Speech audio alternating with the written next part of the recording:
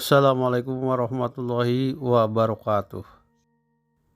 Di episode keempat ini kita akan membahas sejarah berdirinya Haryang dan juga pemukiman sejamannya, yaitu Narimbang, Conggeang, Malanang, dan lainnya. Tentang kisah ini hanya didapat dari cerita dari Abah Olin dan tidak diungkapkan dalam catatan yang dibuat oleh Ku Sona. Jadi awalnya adalah ketika penguasa Sumedang waktu itu mendapat kabar bahwa ada tokoh di hutan belantara yang belum masuk Islam. Sang pangeran mungkin mengetahui bahwa tokoh tersebut merupakan Panglima Panjalu yang terdesak di Narimbang. Karena itu ia kemudian memerintahkan para bangsawan untuk memulai proses pemburuannya di Narimbang. Dan supaya misi ini tidak dicurigai, sang pangeran kemudian menyuruh para bangsawan untuk berburu lembu atau banteng yang ada di hutan sekitar Narimbang tersebut. Dan kebetulan waktu itu di Sumedang mau ada pesta perayaan. Telah diungkap sebelumnya di antara para bangsawan yang diutus tersebut antara lain Raden Wangsawijaya yang merupakan menantu dari Pangeran Ranggagede.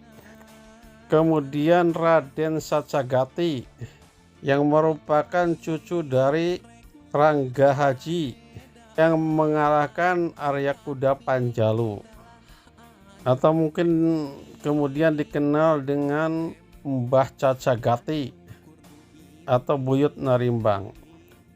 Kemudian Buyut Conggeang, kemudian Buyut Malanang, atau mungkin sama dengan Raden Agus Salam. Kemudian Buyut Enden, pendiri kampung Haryang Tongoh. Kemudian Buyut Kerang, pendiri kampung Ciliang Citunggul Citalus. Kemudian Buyut Gadung yang makamnya ada di Gunung Gelis, Kamal. Kemudian Buyut Mananggei, pendiri kampung Tonjong, dan lainnya. Setelah berangkat dari Sumedang hingga nyampe Narimbang, mereka kemudian berdiskusi dan menimbang-nimbang kemana mereka akan pergi berburu. Dan tempat menimbang-nimbang tersebut kemudian sekarang dikenal dengan Kampung Narimbang, yang berarti tempat nimbang-nimbang. Dan kata Buyut Narimbang, alangkah bagusnya tempat nimbang-nimbang tersebut menjadi kampung halaman. Dan setelah misi berhasil, kemudian Buyut Narimbang membuat perkampungan di sekitar Narimbang sekarang. Setelah menimbang-nimbang diputuskan bahwa rombongan pemburuan itu akan melalui suatu daerah yang turun melandai, di mana dalam bahasa Sunda disebut Cungging. Dan hal ini menjadi awal dari nama Kampung Conggeang, yang berarti suatu daerah yang menurun tapi landai. Dan Buyut Conggeang mengatakan bahwa ini alangkah bagusnya untuk suatu perkampungan.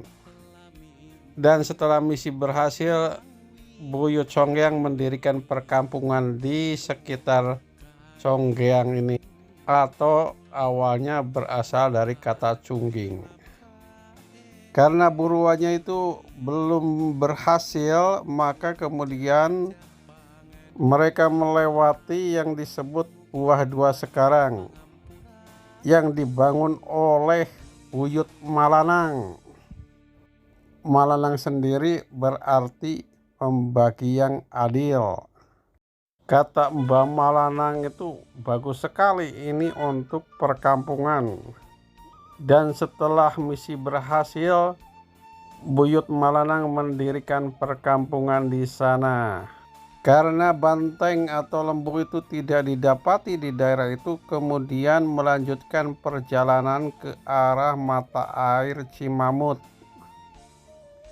Di mata air tersebut, mereka itu mengingat-ingat kemana akan melangkah.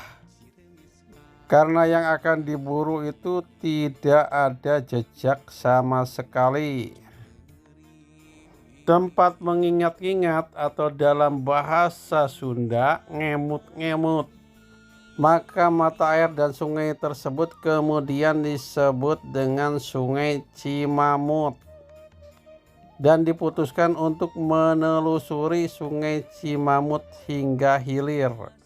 Setelah mendekati Gunung Haryang sekarang, mereka menemukan saluran air yang dibuat oleh manusia, sehingga kemudian mereka memutuskan untuk menelusuri saluran air tersebut hingga Gunung Haryang sekarang.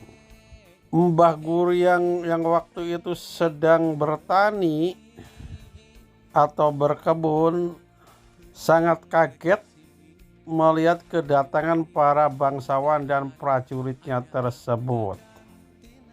Tetapi kemudian dapat dicairkan dengan maksud para bangsawan itu untuk berburu banteng atau lembu yang katanya tidak menemukan jejak sama sekali. Para bangsawan sangat menghormati Mbah Guryang tersebut karena dilihat dari wajahnya menandai bahwa orang tersebut merupakan orang yang berpengaruh. Mbah Guryang kemudian menunjukkan daerah di mana banteng berada. Sehingga kemudian para bangsawan tersebut berhasil dalam berburu. Dan ketika hasil buruannya itu didapat dan kemudian dicacah dan dibagikan, tetapi kemudian ada yang tidak kebagian, sehingga katanya dagingnya itu hilang. Dan kemudian mereka meminta bantuan lagi ke Mbah Guryang. Kata Mbah Guryang, berikan kepada Buyut Malanang untuk membagi, karena dia adalah pembagi yang adil.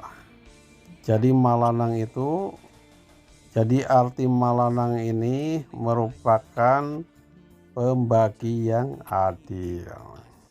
Hal ini mengakibatkan semakin segan para bangsawan itu terhadap Mbah Guryang.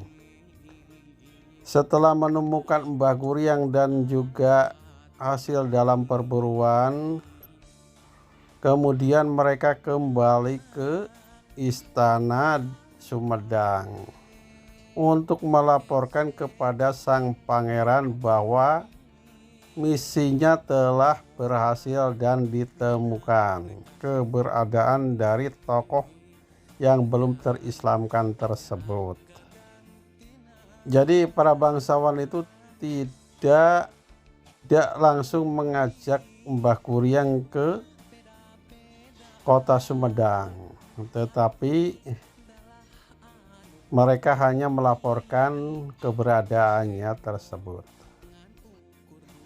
Setelah Pangeran Sumedang menerima laporan tersebut, kemudian mereka menyuruh Mapagen.